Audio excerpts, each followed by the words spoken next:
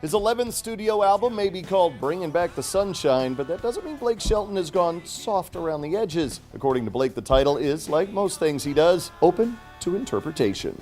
Well, I think it makes people happy to tell them, screw off. That's if you're that person that finally lets loose and says, screw it, I'm going to the bar, I'm going to have a good time.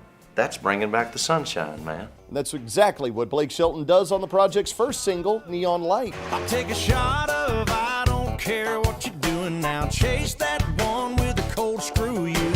I will be the first to tell you, I am not a good role model. I'm not a good influence. I shouldn't be around children. I know all of this. I own it. Get over it. That's just how it is. I mean, I've got, for boys around here, has Take No in it. And then we got Your Boyfriend Sounds Like a Then we have Son of a Bitch was in a song based on a true story album. And now we got Screw You. I don't mind cussing. In fact, finding just the right curse word has become a bit of an art form for Shelton, though he does admit to having a personal favorite or two. Oh, mother is the one that's like, But if I'm just trying to walk the line but still get my point across, me is always a good one too. But if you stump your toe, you don't go me.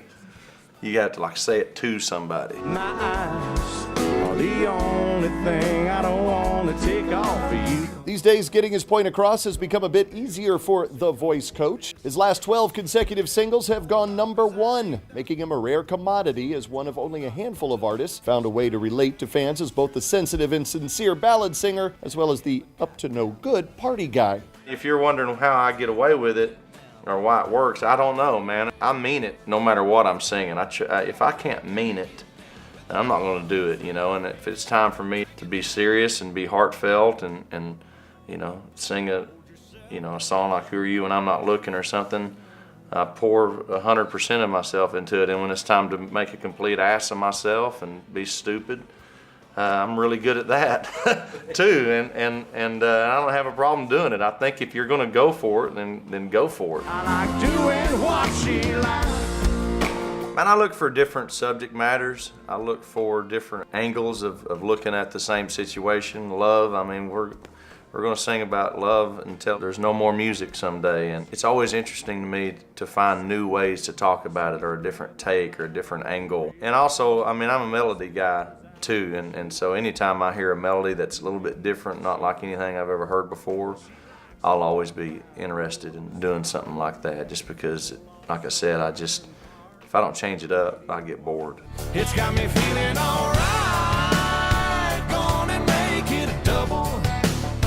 This time around, changing it up meant spending some time revisiting his past. We're as guilty as anybody for pushing the envelope out there at radio, and when you turn on the radio now, there is an element, a sound of country music that seems to be gone all of a sudden, which that's okay as long as we don't totally abandon it, and that's what I wanted to be sure, at least do my part in going, man, let's put some honky tonk back out there on the radio and see how people react to it. Kissing and sipping at 7 and 7, somewhere just south of heaven. Adding to Blake's sunshine, his 3 CMA Award nominations, including Entertainer, Male, and Single of the Year for Mine Would Be You. Mine would be you. I'm beside myself about the Entertainer and the Male, and I think the other one is Single of the Year. I don't know what my chances really are. I mean, every year I think, man, I think I've had my moment. So if it happens again, I truly will be surprised if I win any of those things. And honestly, no matter how much my team hates hearing me say this, I would like to see Miranda Lambert win that Entertainer of the Year trophy. I think it would be good for the industry. She's an inventor. I mean, Miranda Lambert is an inventor when it comes to music, and there isn't any of those anymore, and that's why she's so important, I think. Back before everything became automatic.